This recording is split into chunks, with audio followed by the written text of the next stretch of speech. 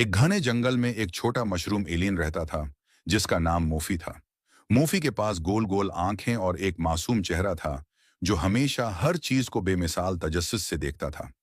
एक शाम के वक्त मोफी एक बड़े और गीले पत्ते के नीचे छिपकर बैठा था जब अचानक उसके सामने एक चमकती हुई रोशनी का चिराग सा हुआ। मैं लहराते हुए आया। इसी वक्त जंगल के रास्ते पर एक छोटा लड़का जिसका नाम आर्यन था चलते चलते वहां आ पहुंचा। आर्यन को एडवेंचर और जादू भरी कहानियां बहुत पसंद थीं और वो अक्सर जंगल में नए राज तलाश करने निकलता था।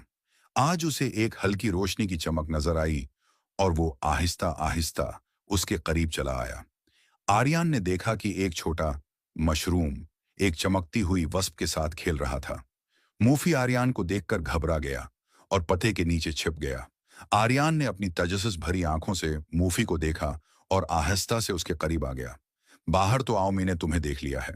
मूफी ने आर्यन को देखकर पहले थोड़ी सी घबराहट महसूस की, लेकिन आर्यन के मासूम चेहरे को देखते ही उसका डर कम हो गया। आर्यन और मूफी दोनों करीब आए।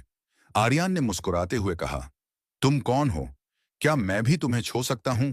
मूफी ने अपने छोटे हाथ से इशारा किया और आर्यन ने अपना हाथ मूफी के हाथ पर रख दिया।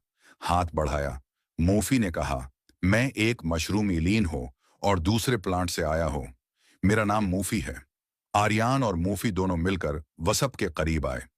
आर्यन ने मुस्कुराते हुए कहा, यह क्या चीज है? क्या मैं भी उसे छू सकता हूं? आर्यन ने उसे छूना चाहा, लेकिन वसप ने फिर से एक शरारत की और दौड़ हो गई। मूफी और आर्यन ने हिम्मत से अपने हाथ फिर से वसप की तरफ बढ़ाए।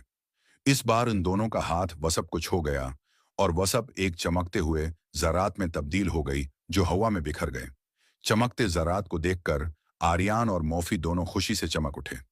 वसप के चमकते ज़रात को देखकर आर्यन और मूफी दोनों खुशी से तालियां बजाने लगे।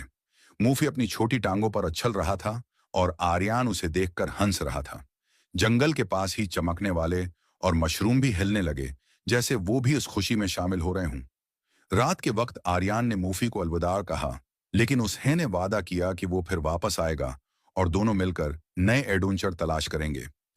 मूफी ने उसे अपने छोटे हाथ से व्यू किया और जंगल में कहीं और खो गया, नए राज और जादू के इंतजार में।